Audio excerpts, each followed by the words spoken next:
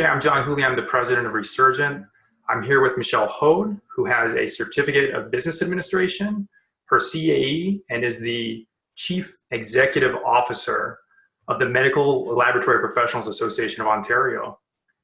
Thanks for being with me today. Thanks for having me.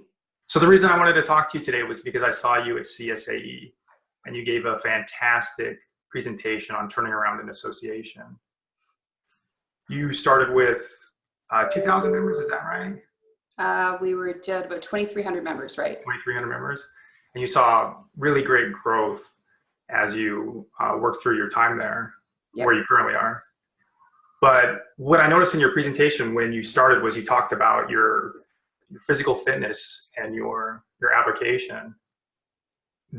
So when I saw you do that, I first thought like, okay, it's somebody explaining like what they love.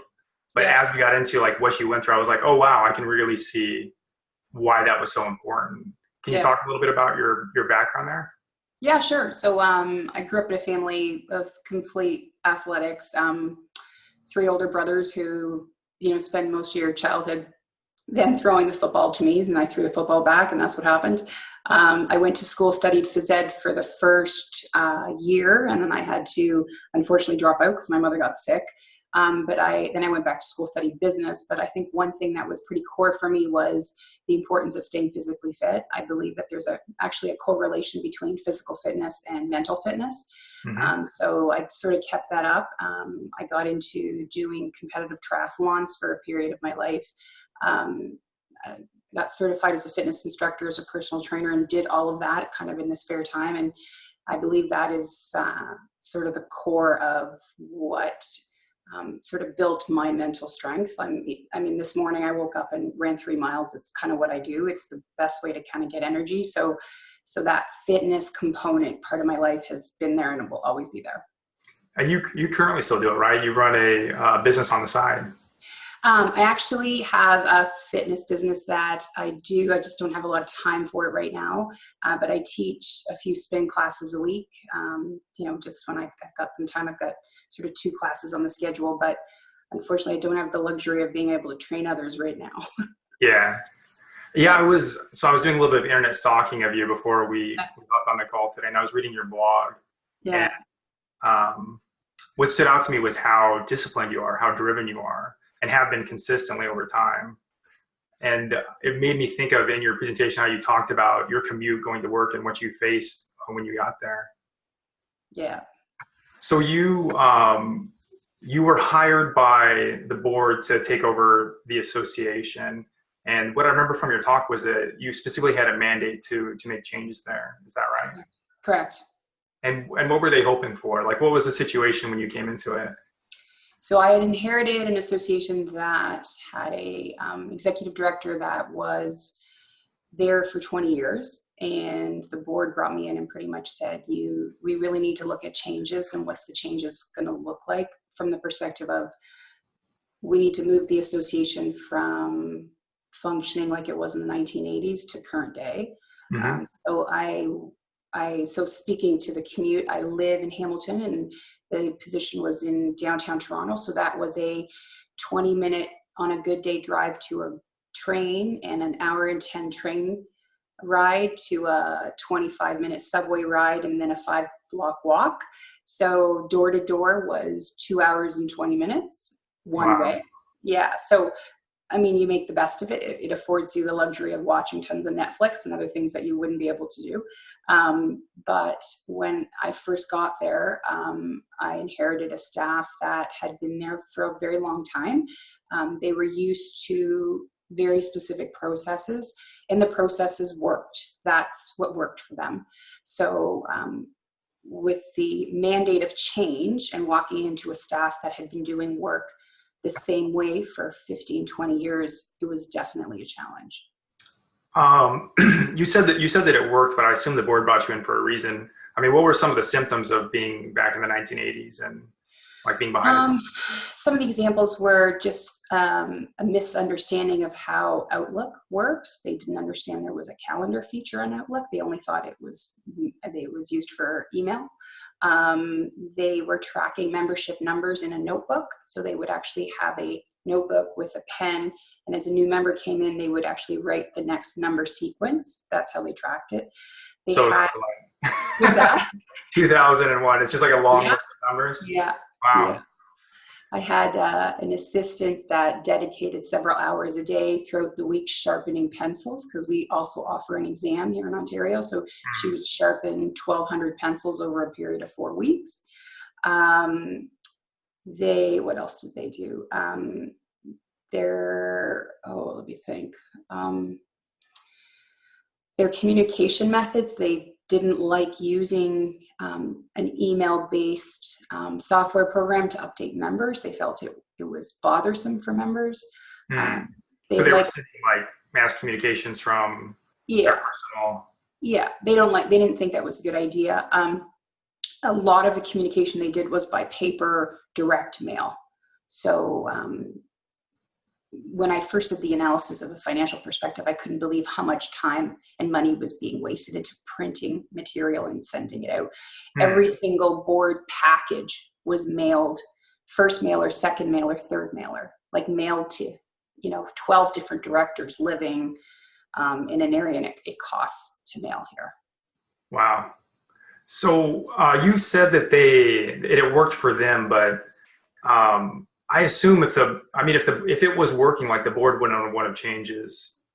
I think in your presentation you said that there was a 2% year-over-year decline in membership. Correct. Did that drive the decision to try to bring in fresh blood and to turn things around and modernize? I think what happened was the executive director that had come in prior to me had, in her first 10 years, had done a very good job of dealing with some major changes that was happening in our profession. Mm-hmm. And then I think the board became very hands-off. And I think what she started to do was she started to not really implement anything new, because what she had started with in 1996 worked. So therefore, there was no need. The last time they did a membership increase was in 2000. And we so we just did one this past year. But I think what happened from the board perspective is they became very hands-off, and they didn't want to jump into any changes because things had worked. And then I think there was a culture that was built at the leadership level where the organization is running just fine, so there's really no need to change anything.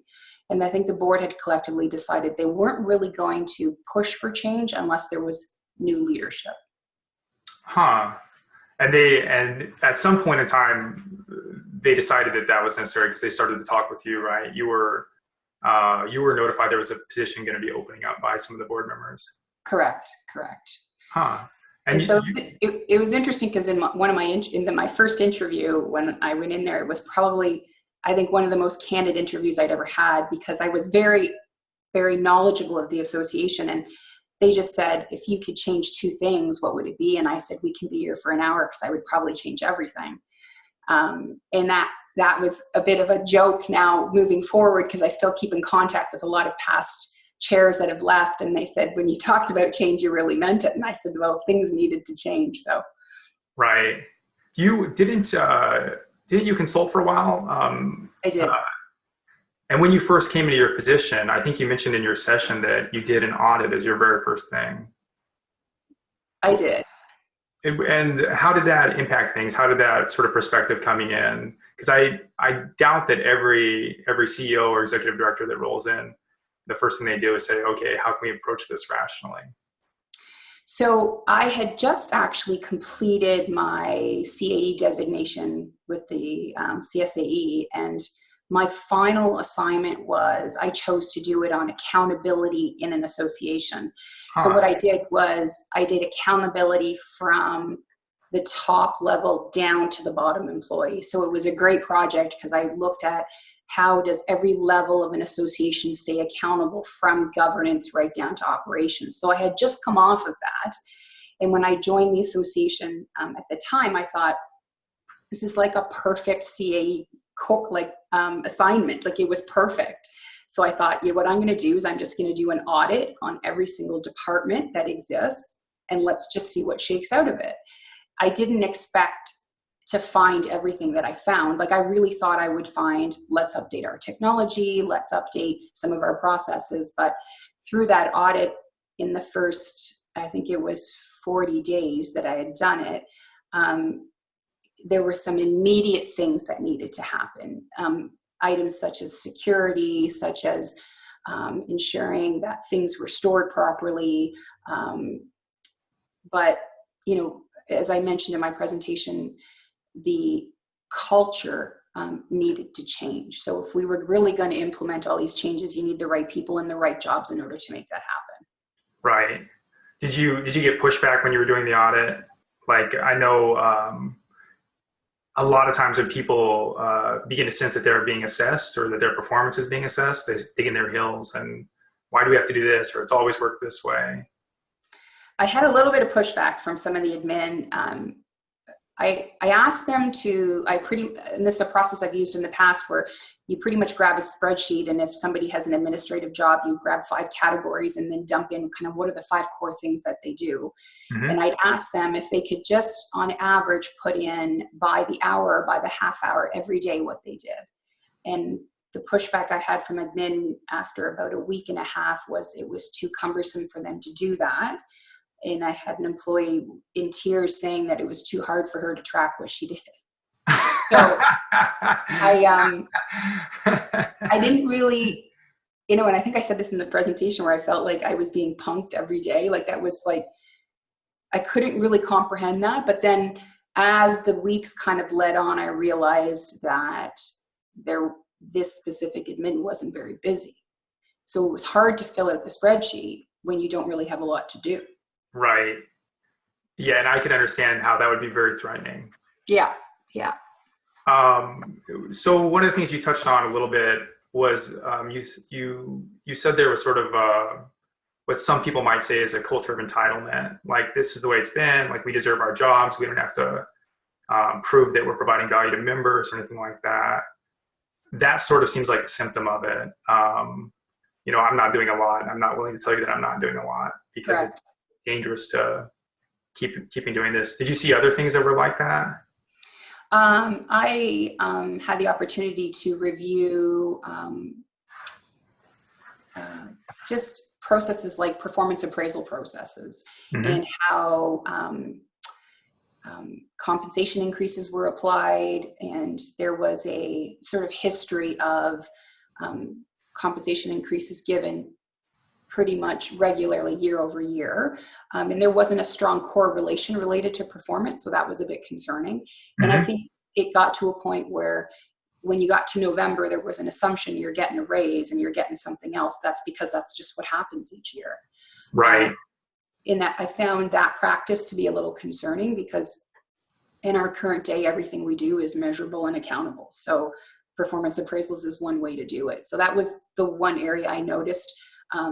Even small little things, like we had a budget line set aside that right before the holidays, there would be a certain amount of money allocated to a gift card to every employee. They would automatically have a Christmas lunch. They got to pick where they went for lunch. And, that was a standard thing they did every November. So when I first got there, they were astonished that I hadn't booked a lunch, that they didn't get their gift cards. And I'm trying to catch up, right? I'm trying to catch up with all their processes. But the assumption was that's what we get every year. It comes on November 3rd, and that's what the expectation was.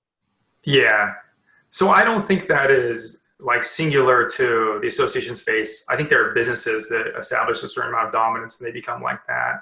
But do you think that those sorts of attitudes and that sort of culture is something that you see more of in the association space? Like it can happen because a lot of these organizations go way back.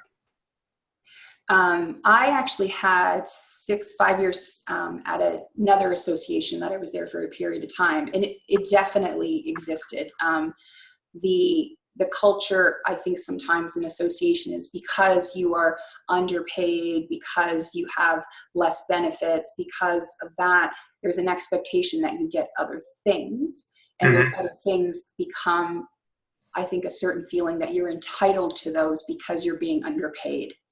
Right. Right. So that's one thing I've tried to do, is build a culture that's completely different. I think one thing that's really important is not-for-profit doesn't mean, I like to look at it as not for loss. So you run an association where you're not losing money. But I come from the corporate world. In the corporate world, you earn every single thing you're given. And if you have the potential to potentially earn more, and that's an example right now, what I've done with current staff is my compensation has specific factors associated to some very key performance indicators. And I have now expanded that to staff. So my membership and marketing coordinator, her targets now are specific, driven to membership. My manager of professional services, her targets are specific revenue, specific to certification. And those two roll up to me. So everybody's accountable. And so they come in and they have a target. Today's a perfect example. We have had membership open now for 6 weeks. Our renewals are 28% higher than they were current day last year. And that is primarily because we've got a membership and marketing coordinator who's got a target to drive membership. And these are, I know from your presentation, but I think I need to make it known for the sake of this recording, but these are new people, right? Like, do you have any, because I think I mentioned to you over email, culture is really hard to make changes to when it's established. Do you have anybody from the old organization? No, I didn't.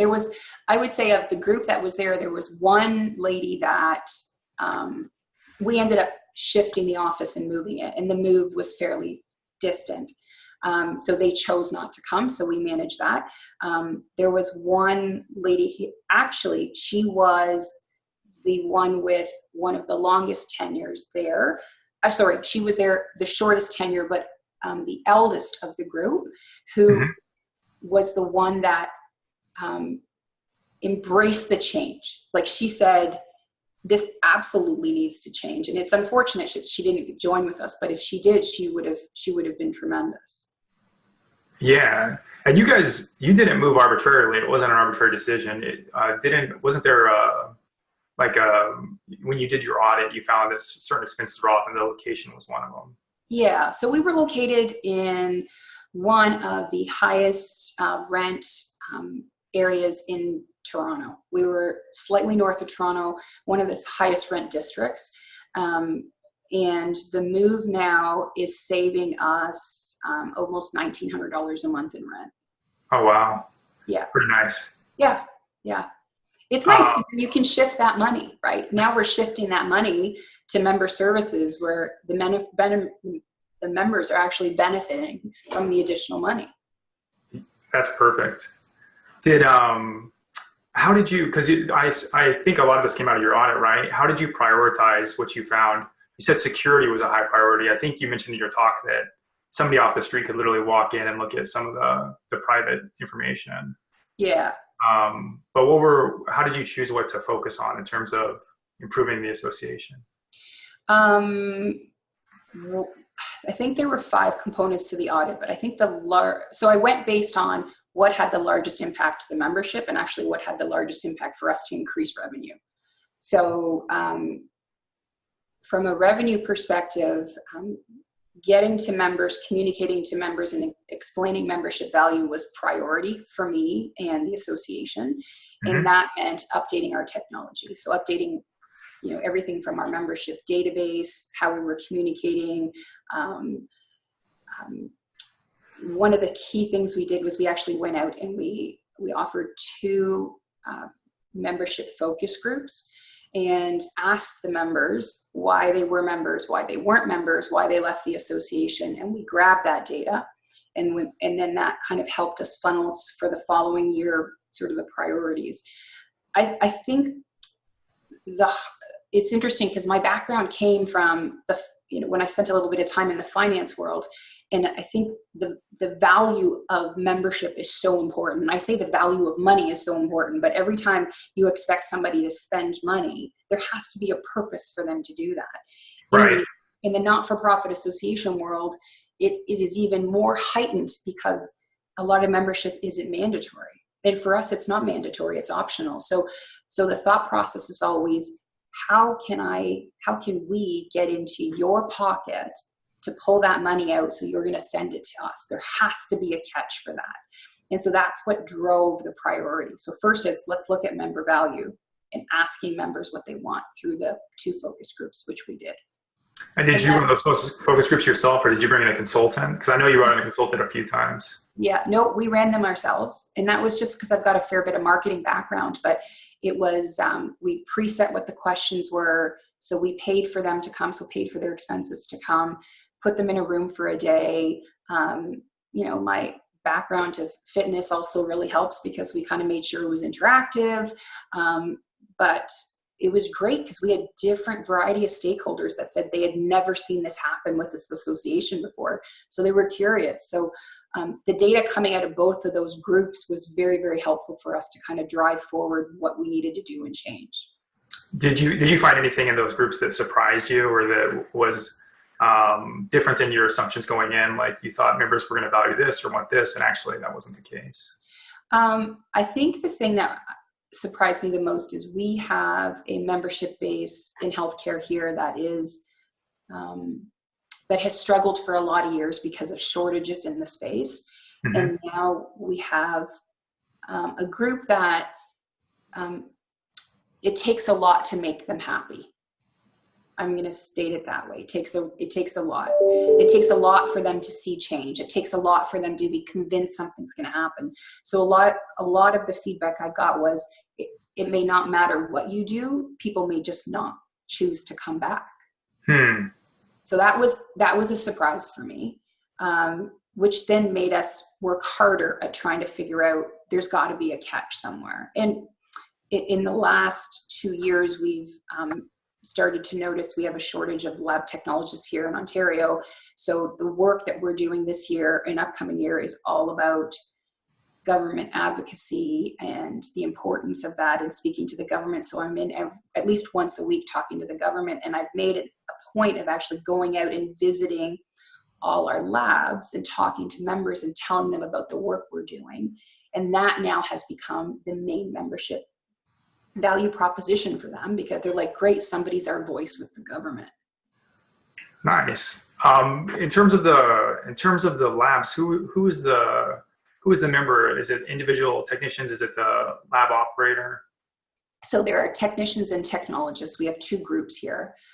So they're either working at what we have here in Ontario, a private lab or a public lab. So a public lab would be a hospital, and a private lab would be a private institution that runs the similar service.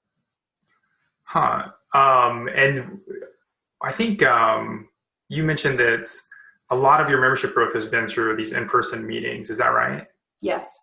And when you talk about the value of membership, do you see different objections depending on what you're highlighting? Like with advocacy, are you seeing the same objections that you got before? Is it easier to sell?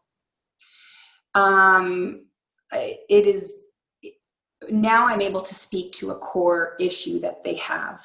So this whole shortage of technologists right now it is alive and well with everybody that lives and breathes it. So our most recent magazine that we just published, we actually published real stories of people that are living the nightmare.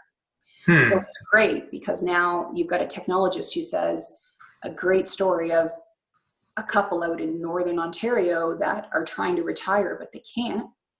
And people in their community know what they do. And they say to them, you can't retire because you do our work, and they can't retire, right? So it's stories like that where the everyday technologist can actually open the magazine up and go, this is me, right? This is my problem. Whether I live in northern part of the province or southern part of the province or east or west. And in Ontario here in Canada, it is an extremely large province. So people can be, thousands of miles away from each other and have the exact same issue. So that concept of community is really starting to work for us. Oh, wow. We were talking about culture a little bit in the staff before. What's the culture like in the association? Do you feel like it's strong, getting stronger? Do you think it was diminishing? Because I know like the membership was in decline before you took the reins. Are members connected to each other? Is there a value proposition there? Yeah. So from a staff perspective, I feel pretty fortunate because I think we have the right people in the right job now. Yeah. And I say that because we have a membership and marketing coordinator who enjoys speaking to members. And that may sound very basic, but you need somebody who likes talking to people, likes solving people's problems. One thing she's very good at is she thanks people for their membership. Like that, it's so simple, right? Is that Tanya? No, that's actually Danica. Okay. Yeah, okay. Danica. So Danica joined us in July of this year, but a perfect example is we had an email list go out last night from my computer with my name on it saying, you haven't renewed yet, et cetera, et cetera. And I got an email back from a person who hasn't renewed in several years. And she said, I read your email this morning and it's just really nice to have somebody personalize an email that comes directly to me because you're interested in me joining. Mm-hmm. And my inside voice is, well, actually, I didn't write it. It was one of my staff who's fantastic at writing. That's right. The burden of leadership. You just have to take credibility or take credit for everything good. Yeah. So she's great that way. Like there are conversations where I'll overhear her talking and she'll be talking to people and they can't find a job and she'll make suggestions on different job boards. And then she'll get emails saying, thanks very much for taking the time. And I think the culture in our current day is we are missing, and I say this because of technology, but we are missing the personal factor of actually taking the time and effort to actually speak to people. And I think the lab tours that we're doing now is making such a large difference. Next week, I'm headed out again, so I'll visit 3 labs next week. Wow. But the drive will be, the first day's an hour drive, and then I go another hour and a half further, and then I'll come back, and then I'm in Toronto. But just getting in front of these people and having them, giving them a chance to kind of listen to what we're doing. Mm-hmm. The response is, oh, great, someone's actually talking for us, Right. Yeah. So just to get an idea of numbers, the organization was in 2% decline year over year for like 20 years. Yep. And when you came in, how many members did you have? We had about 2,200 and a half, so almost 2,300 members. I would think we were 2,279. And you've been CEO for about how long? A year and a half, 2 years? So 3 years, a couple of weeks ago, yeah. And what's the membership numbers look like now? How's that decline look? So our renewals that closed for this year were at 3,100. Oh, nice. Yeah. That's pretty great considering the trajectory. I mean, that's a huge sea change. Yeah. And I think I asked you at the end of your session, like what you attributed it to, and you said these lab visits. Yep. Do you think that's most of what it was? One strategy I tried, which has worked well, is reaching out to the leadership of labs and building a community there. So last year, we brought together something I called a think tank, and that's not my idea. There have been think tanks all over the world done all the time. And so invited every lab leader here in Ontario to attend, and we had 62 show up. So these are directors, CEO of labs, and just a chance for them to get together and talk about what their issues were. And what I did at the front of that presentation is I actually mined a whole bunch of data specifically to what's happening. So retirement data, data at hospitals, what our potential future could look like, and then had them break out and talk about what they think their core issues are. And so once I did that last year, I kept their information, and I have been emailing them once a month, and we call it in the loop, just because that's a terminology in the lab, around changes that may be pertinent to them at a leadership level. Hmm. And what that's done for me is it's provided me a pool of potential board members, and it's provided me the opportunity to network with them, where they're now inviting me to the lab to speak to their staff. So I like it because my personality is I like talking to people. It's just the way I am, and finding commonalities with them, and meeting with this group now. Like, I'll just get people that call me and text me, and just, I'm sort of the center of information now. Like, and that's really nice to have that, right? That has worked really, really well. So influencing the leadership of the membership that we can get has worked for us. Yeah, that's brilliant. That's a really great strategy. I like how you took something that was working and you made it even better. Did you, for the original think tank, was that a paid event, or was that something that the association did? We actually paid the first time. It's funny you say that, because I just finished the budget, and we had this big discussion at the board meeting around, do we, pay for them to come back? And I think what we've decided is we're actually going to run, now we're going to call it Leadership Consortium. It sounds so much neater. And we're going to assign a small cost to it. So just to cover food for the day, and then they have to get there on their own. But now that they know what it's about, we've got people on a wait list now that want to come. So we're running it next June. Oh, wow. Yeah. So we're going to do that. Yeah, I love it in terms of an influencer strategy. Like, because I imagine it's hard to talk to every member. Like, you think about doing the driving, you'd be driving on the road all year if you had to talk to every member. Yeah, I've got a key director in downtown Toronto. So I was in to see the Ministry of Health, who's kind of our key person that we talk to about shortages. And I was on the GO train going down, and I haven't talked to this person in a while. And so I had his number. So I texted him and I said, listen, I'm in to see the government. And he's a director of, many labs in the area. And I just said, do you want to maybe get together for a quick coffee, or drop in to say hi? So I was able to go see the government, and I was running late. And so I dropped into his hospital, and we literally met in the foyer for a quick hug, and just like, how did it go? How did the conversation go? And then he said, can you stay for lunch? And I said, I'd love to, but I got to go home and I got to work out tonight. So I kind of try to keep my priorities right, because my GO train's a fair time to get home. So I'll go see him again, but it's just nice to have that connection where I can just text him and he could say, like, drop in to say hi. Right. Yeah. It's hard to get that FaceTime sometimes. Right. Well, and I think it must feel good to feel like you are an asset to these people, to feel your members really value and appreciate what you're doing for them. And it was interesting because on my way out, he made a point to say to me, we totally appreciate you being our voice. And it's just little comments like that make all the work worth it. Right. But it's been hard. You've had to change a lot.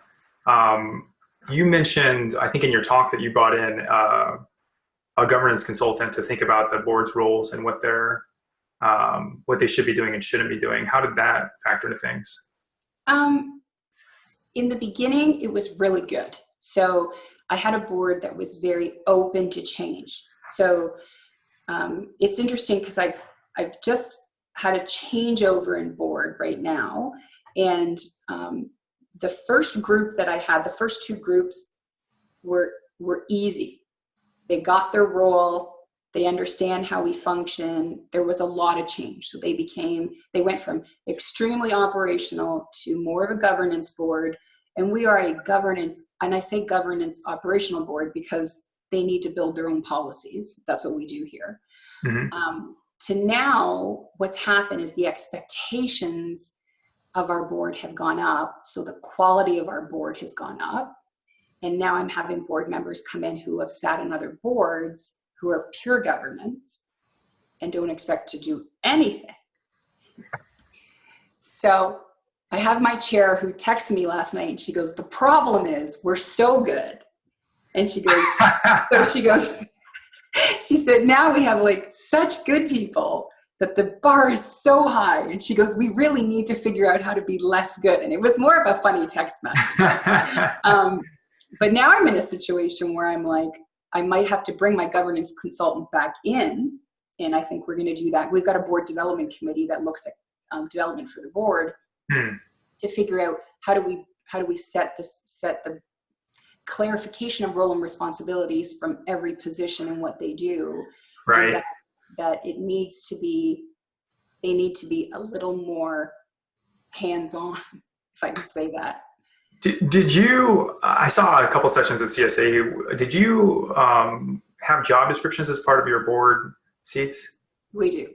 Yeah. So all the board officers have job positions, descriptions. We've got a board policy document. We have like 45 policies, that everything from how my performance appraisal process works to how their expectations are when they come to a board meeting, to our reserve fund, how that works, our investment strategy, how that works. Like everything's documented.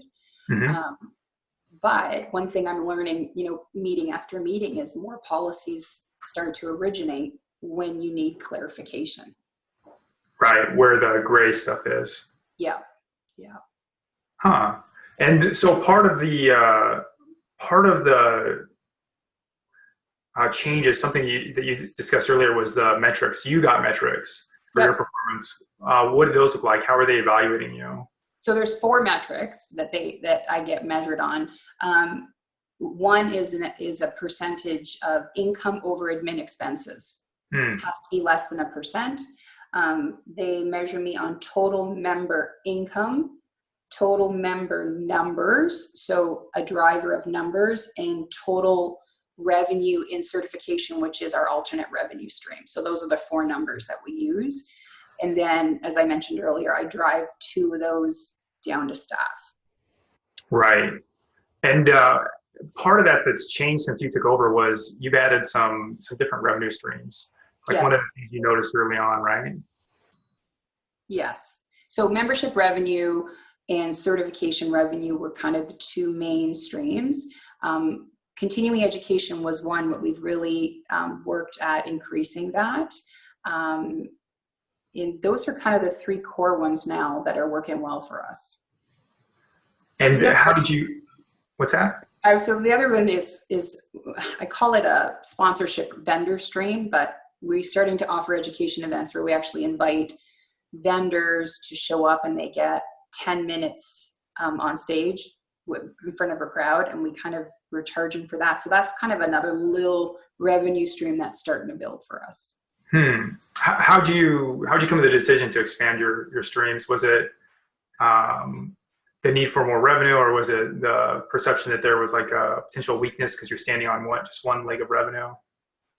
When I first joined, and it was neat because in most not-for-profits, you keep everything. So there was data back to 1980.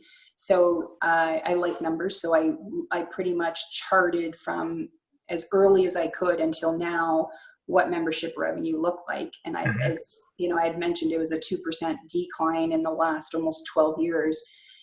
That was pretty much good incentive to look at either there has to be another way to find revenue. And I say that as a driver of services, right? So it's not just looking at money, but trying to figure out what service you can provide to members so that they're willing to pay for it. And I think that's my kind of corporate hat that I always bring. And I think service, and I'm thinking money, because that's what it is, right?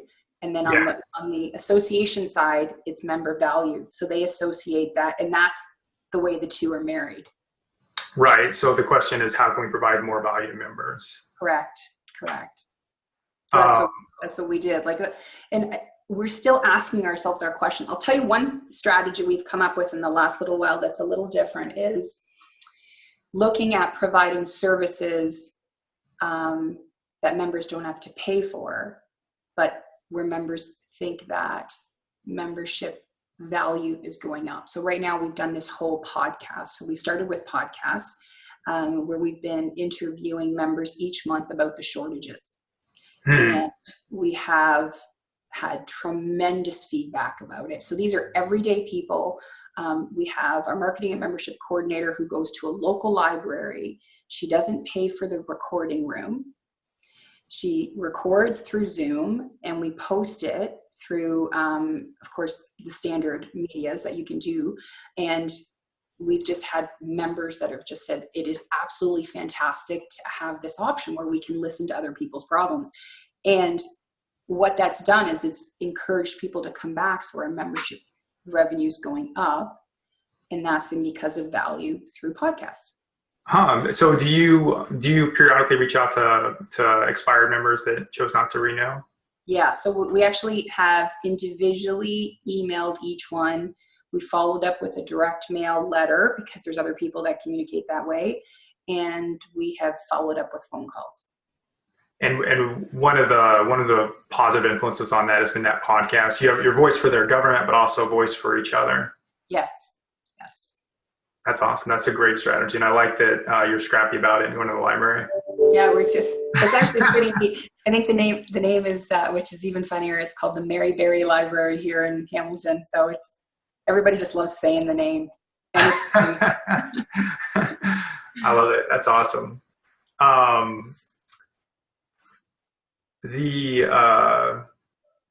I just lost my train of thought. I was looking at your member benefits page, and I noticed on there one of these, you're running a program called the Healthy Lab Challenge. Mm-hmm. It's very much as a reflection, I think, of your personality. But what's the challenge? So mental health has been a very, very big factor or campaign here in Ontario and in Canada. So there's been a big push on mental health.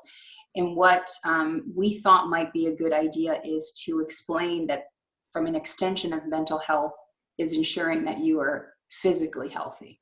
Right. Because there's a portion of feeling better if you are feeling better physically. So we decided we would challenge all the labs in Ontario. And the challenge was so we needed, you enter a team. Of the team, 2 people at least had to be members. So we didn't make it extraordinary. Mm-hmm. You had to lose 5% of your body weight in a quarter. So the whole team had to. You had to participate in a community event. So whether that's a walk or a run for some purpose. And the third factor was you had to write up sort of a short essay, not very long, under 800 words, of how you implemented healthy health habits in the lab. And we did it by quarter, and every quarter teams would be entered. Whoever hit the challenge would win $1,000, and they would share the $1,000 across the lab. So you're right, definitely was influenced by me. I thought, and I even offered free suggestions or any type of advice. But when I do my presentations at the lab, I would talk about it. And one of the neat things is that a lot of teams enter in January, which makes a lot of sense. Right. And what the trend was, which I sort of knew this, but I wanted to see it actually happen, was the Q1 groups, 3/4 of them wouldn't hit their target. Q2 groups definitely would, because it's the quarter before summer. Right. It's swimsuit season. Correct. The Q3 groups completely missed it. I call it the beer and barbecue tour. They just not a good time to do it. And then the Q4 group, Q4 ended up being the busiest group, which I thought it's Thanksgiving, it's the holidays, but they all liked doing it through that time because it enforced the whole idea of controlling through the holidays. So right now, I think we've got four labs that are entered in this quarter, and we've ran it for 2 years. So we decided we're not going to run it next year. We've got another campaign that we're going to start next year around advocacy, but it's really resulted in lots of great feedback for us. It's a way labs for them to work together. I'm feeling better. And we truly believe a healthier lab technologist and lab assistant produces a healthy work partner, produces a healthy workplace. So there's a full extension of that from yeah. Yeah, I think it's a good example. It's probably not a huge initiative, like a huge shift or anything like that, but it's a good example of adding value, right? Where you can. It is. The funny thing right now too is when I go out and do the lab tours, we buy pizza for the lab. So I'm talking about the Healthy Lab Challenge, but then they're eating pizza, so I kind of try to apologize for it. And they're funny because they'll say, "Don't worry, we'll take the pizza. We'll take the pizza." And I'm like, "Okay." Right. Yeah. So that's very different, I think, than probably any other organization. It's definitely one way that your association probably stands out. You said, I think, in your talk that you have one competitor, right? We do. And that is your national organization. Yeah, we do. We compete for members in this province. So the national organization provides membership services for all of Canada. Mm-hmm. And we are here specific in our province. So we're competing for the same people. And so this sort of unique, I mean, it's cultural, but it's also like a unique challenge. I'm sure it makes you different than national. Like national doesn't do anything like that, do they? Well, what's challenging, what their limitation is, they can lobby federally, but they cannot lobby provincially. So Okay. that's our differentiator here. So the way it works here in Canada is a bucket of money is pushed to a province from the federal government, and the province then decides where they're going to spread it. Right. So they are able to influence federally what happens, but healthcare decisions are made at the provincial level. So that would be the reason why you would join your provincial association, because we can actually influence how that money's spent. Right. Right. So that's a key aspect of your value proposition is being able to make that distinction. Yes. Do you run into any objections around people who are like, well, I'm already part of the National Association. Why would I sign up? Like, are there any other ways that you are able to add value or to differentiate yourself? I get that objection probably every day, actually. Every single lab tour I go, people are like, well, why would I join both? So what we promote, our company line is there's value to both. So we look at it as, the way I talk about it is, if you live here, you actually have the opportunity to join too. So you have somebody working for you nationally, and you have somebody working for you provincially.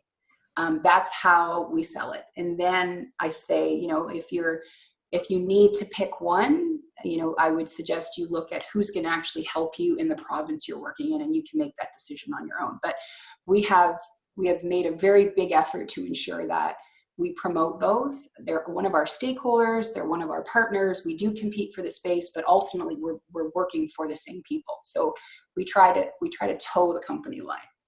I imagine it's very challenging. Yes. What about for the non-membership services you offer? Like, I believe you offer training and some other things. Mm-hmm. Is it tricky to compete with national? Do you have to change your value proposition in terms of if somebody trains through you versus national? Or yeah, we both offer courses. We both offer the same services. One thing we try to do is we try to stay linked in with what the actual needs are here. We've had success working with the leadership group and having that network with the leadership group, because they'll call us up and say, can you guys do something specific to X, Y, and Z? And we said, absolutely, we can. So that is starting to pick up for us. That differentiates us definitely from the national. I think one of their limitations is because they have to provide national services. They can't just jump to, one province. It's like having a national association in the US, and, are you going to go across country to provide some training? If you're trying to provide assistance to all of the country, it's a little bit harder. So that little niche for us really works well for us. Right. Sort of a very much a niche advantage for marketing, being able to be more narrow. Yes. In terms of the growth of the organization, is there any advice you would give another executive director or CEO that was experiencing that sort of just drifting downward slope? Is there anything you would say, you should really think about things this way, or you should really try this, or this is what's worked for me the most? I would say my one piece of advice is I don't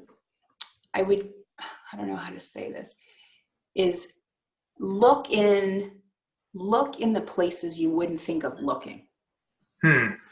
And I say that because I think not-for-profits have, and if you do, I wrote a paper on sort of the history of not-for-profits. And if you look at why they existed and why they started because there was a core group of people that needed the same thing. So they thought, let's get together and let's see if we can go somewhere and get a deal because we're all asking for the same thing. That's why associations started. Right. So I think as the provider of that service, I think sometimes we get so close-minded thinking, well, that's why we're here, so therefore that's what we should be providing. And the challenge I would have is, don't just assume that that's the only thing you can do, right? And I say that because we're an association that started in 1963. So we started specifically assisting medical lab technologists because back in the day there were doctors, there were nurses, and there were MLTs. And what happened as healthcare started to grow is lab assistants showed up. So what happened was lab assistants became part of the fold, but the association name never changed. They still had originally called themselves Ontario Society of Medical Technologists. And when I came in, the discussion was, who else could we potentially include in our fold, which is looking at it completely differently, because you're not just looking at two groups of people. So the area of growth for us has now been, who else sits under the umbrella of the lab? That are pathology assistants, they're clinical microbiologists. There's a whole group of people that we haven't even scratched the surface yet and talked to in regards to membership. And I would say if somebody's coming into a role where they've got to think, how am I going to drive membership? Remember, don't be so limited. You've got to try to find solutions in areas you've probably never even thought about. Right. Yeah. Limitations on perspective. Yes. It sort of reminds me of Nintendo. They're one of the world's oldest companies. They go back to like 18 something, and they started off selling playing cards. So very different. Like, it grows over time. People's needs change over time. So that's some great advice. Yeah. The other thing I would say is, don't be afraid to ask the hard questions to your board. And I say that because some of the questions I ask them is like continuing education is a perfect example. It's been a service we've offered here forever and ever, but there's so much free continuing education. Does it really make sense to offer it? Like, is it the value of service? And that's a question right now that they are contemplating. Maybe we look at offering all our education for free. Yeah. But raise your membership fees. Right? And maybe a package, like we'll give you all of this stuff that you used to have to pay before, but you're going to pay a little bit more. It's looking at solutions in a different manner. So one of the things that I've seen with associations is that they tend to be very risk averse, and the board in particular, nobody wants to be blamed for any sort of setback or failure. There's a sense that any sort of bad thing that happens is terminal, like your reputation is forever damaged, and people can't make mistakes as easily. Have you experienced that? How do you get around that?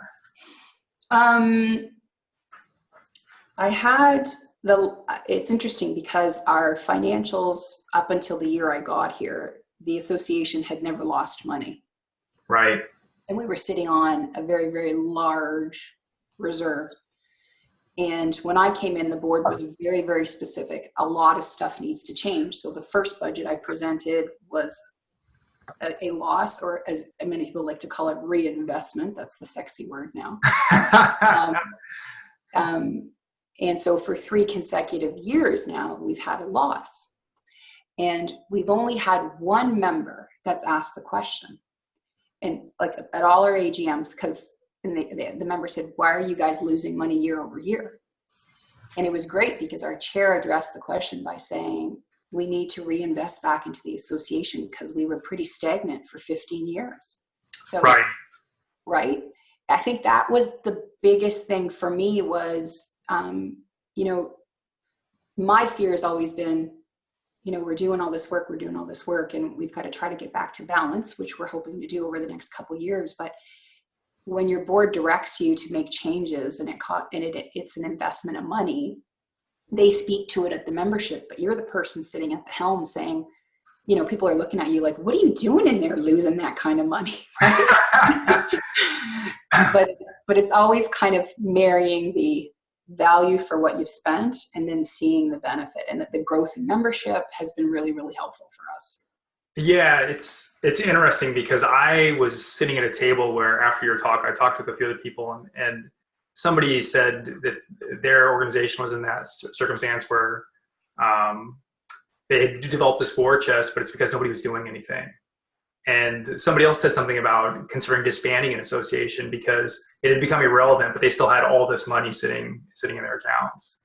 Mm-hmm. So it's definitely an interesting thing to see. And I think for your situation specifically, when you come into an organization that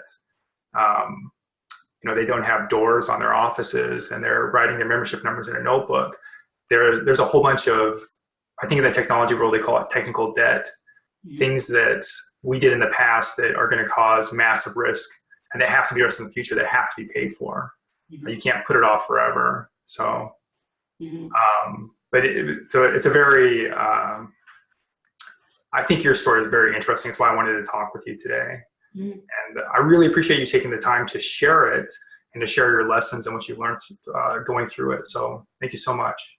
No problem. Thanks for the time.